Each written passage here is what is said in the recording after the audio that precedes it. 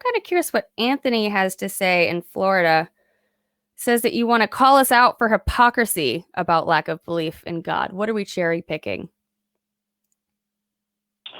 Yeah, hi guys. I've called before, so thanks for putting me back on. Hope to have a civil conversation. Sure. Hypocrisy. I'll start this way.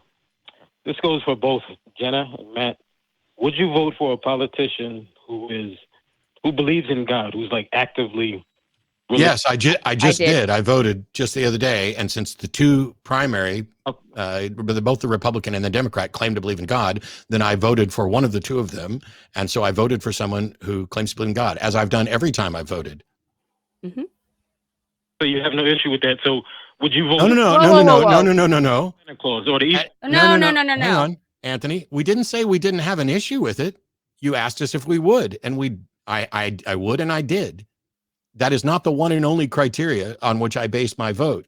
And by the way, there are atheists who I would not vote for. That is not the one and only issue that I base my voting on. But that doesn't mean I'm fine with voting in yet another God-bothering theocratic, whatever. There are problems with it. I'm choosing the better of whatever options are presented to me to vote for me. That's it. So you would vote for a politician, like I said, that believes in Santa Claus, Easter Bunny, USA? No, I didn't say that. Why is it that Anthony, you ask a question, we answer it, then you mischaracterize our answer and we clarify, and then you mischaracterize our answer again. You didn't ask me if I'd vote for someone who actually believed in Santa Claus, did you? Okay, well, I'm sorry, Matt. That's the question. Would you? I have no idea, because when I'm evaluating politicians, it would never occur to me to ask them or care much about whether or not they believe in Santa Claus. What I'm concerned about are their policies and what they're going to do for the United States. So I'm hoping you hurry up and get to the point where I'm hypocritical. Otherwise, it just seems like you're confused about what our position is, because even after telling you twice, you intentionally mischaracterized it twice. Well, I apologize. Maybe I misunderstood. But by hypocritical, what I'm trying to say is, like, I understand you guys' beliefs that you're atheists, you're not asserting that there's no God or whatever.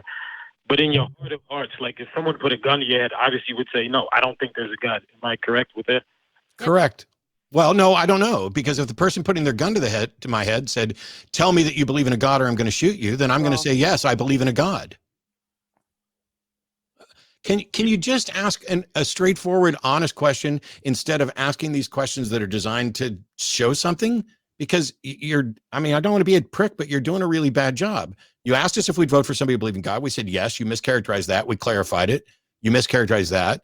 And now we're going on about what we would do with a gun to our head. This is not the what would you do with a gun to your head experience show. What's the point we're trying to get to? Was to demonstrate that the point I'm trying to get to is if you had to make an absolute definitive answer, if you had to give somebody an answer, do you believe in God or not? You would say, no, I don't believe in God. I don't have to think about it for a second. I want to know why it matters so much to you. Yeah, he called in to point out we're hypocritical, and yet he's asking questions and getting nowhere. So what do we need to do, Anthony?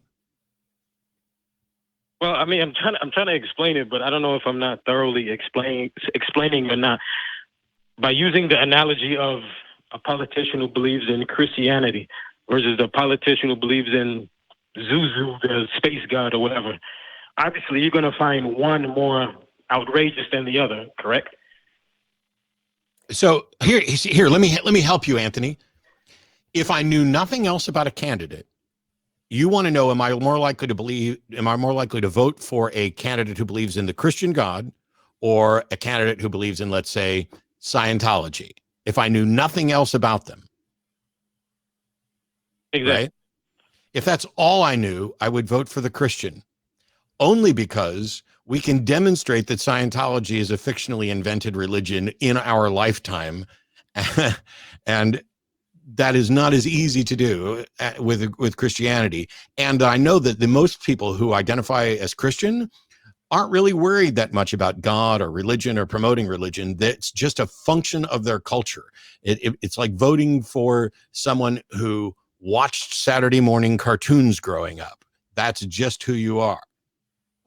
However, I'm never going to be in a position, I hope, where I'm being asked to vote for someone and the only thing I know about them is whether they like Jesus or Xenu. So why do we need a fictional scenario? Because if there was a Christian and an atheist running and that's all I knew about both of them, I would vote for the atheist.